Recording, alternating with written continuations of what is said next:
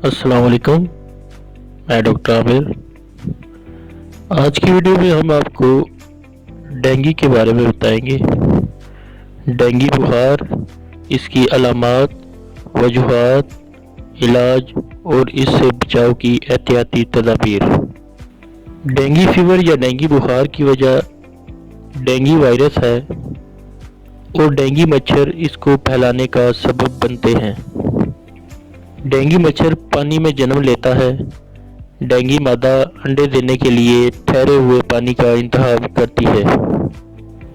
Dengue मच्छर की अफजाइश के 3 मराइल हैं जो आपको आगे बताए जाएंगे और ये भी बताया जाएगा कि किस मरहले पर किस तरह की एहतियात से आप इनसे छुटकारा हासिल कर सकते हैं। चैनल को सब्सक्राइब कर लें ताकि आपको हमारी आने वाली वीडियोस मिलती रहें और हमारी हौसला अफजाई होती रहे और हम आपके लिए मज़ीद इंफॉर्मेटिव वीडियोस बनाते रहें। पहले बात करते हैं डेंगू बुखार की अलामात की कि किन अलामात के ज़ाहिर होने की सूरत में आप इस बीमारी की मौजूदगी का अंदाज़ा लगा सकते हैं। ये अलामात मुदर्जा झैल हैं। बहुत ज़्यादा बुखार जिसके साथ जिस्म में पानी की कमी की शिकायत भी हो सकती है। सर और आंखों के पीछे शदीद दर्द महसूस करना, जोड़ों और पट्ठों में शदीद दर्द का एहसास, भूख की कमी, वॉमिटिंग और डायरिया की शिकायत होना, स्किन रैशेस जैसा कि स्क्रीन पर दिखाया जा रहा है, जिस्म के किसी हिस्से से खून का बहना।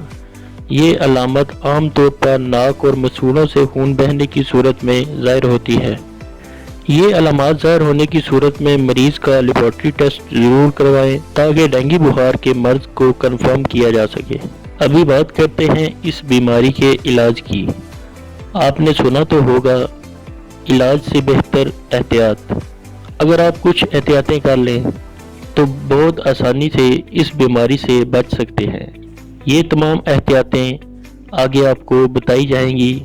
यहाँ बात करते हैं बीमारी की सूरत में इसके इलाज की। तो अभी तक खास डेंगू बुखार के लिए कोई स्पेशल दवाई नहीं बनाई जा सकी। इसका इलाज इसकी अलामात के मुताबिक किया जाता है और जिस्म के किसी हिस्से से खून बह जाने की सूरत में खून की कमी को पूरा करने के लिए ब्लड ट्रांसफ्यूजन का अमल भी किया जा सकता है। कुछ ममालिक में डेंगू से बचाव के लिए वैक्सीनेशन भी की जाती है जो कि काफ़ी हद तक मौसर साबित हुई है। दोस्तों, क्योंकि डेंगू बुखार की सूरत में अभी तक इस बुखार की कोई स्पेशल दवा मौजूद नहीं, इसलिए कोशिश ये ही करनी चाहिए कि एहतियात से काम लें ताकि ये बीमारी पैदा ही ना हो। इससे बचाव के लिए मुदर्जा झैल एहतियाती तदाबीर इख्तियार करें। आपको बताते चलें कि डेंगू मच्छर की अफजाइश के 3 मराहिल हैं। पहले मरहले में मादा अंडे देती है और इसके लिए वो ठहरे हुए पानी का इंतखाब करती है। इसलिए एहतियात करें कि पानी जमा करने के बर्तन मसलन घड़े, बाल्टी, टब, ड्रम और पानी की टंकी वगैरह को डांप कर रखें और रूम कूलर अगर इस्तेमाल नहीं कर रहे तो इसमें मौजूद पानी निकाल दें। यानी आपने कोशिश करनी है कि मादा मच्छर को अंडे देने के लिए मुनासिब जगह न मिल सके। डेंगू मच्छर की अफजाइश का दूसरा मरहला है अंडे से लार्वा या बच्चा निकलना। तो इस स्टेज पर डेंगू मच्छर की अफजाइश रोकने के लिए आप ऐसे सारे मकामात नोट करें जहां पानी जमा हो सकता है और आप डांप कर भी नहीं रख सकते। मसलन रूम कूलर में जमा पानी, घरों के अंदर या छतों पर जमा बारिश वगैरह का पानी, पौधों की क्यारियों, गमलों, पुराने टायरों, परिंदों या जानवरों के पानी के बर्तन, घर में मौजूद फव्वारों, आबशारों या स्विमिंग पूल वगैरह।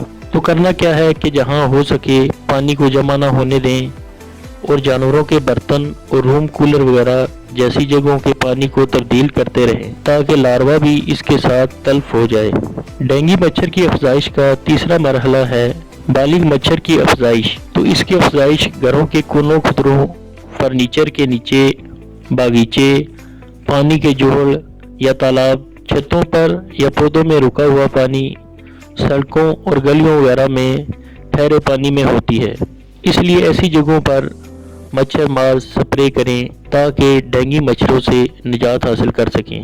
امید ہے آپ کو ڈینگی مچھر کی افزائش کے تینوں مراحل آسانی سے سمجھ آ گئے ہوں گے اور آپ یہ ساری احتیاطی تدابیر اپنا کر آسانی سے اس سے چھٹکارا حاصل کر سکیں گے۔ ویڈیو پسند آئے تو لائک اور شیئر ضرور کریں تاکہ دوسرے افراد بھی اس سے فائدہ اٹھا سکیں۔ چینل کو سبسکرائب کریں تاکہ آپ کو ہماری اگلی آنے والی ویڈیوز ملتی رہیں۔ اگلی ویڈیو کے ساتھ پھر حاضر ہوں گے۔ اللہ حافظ۔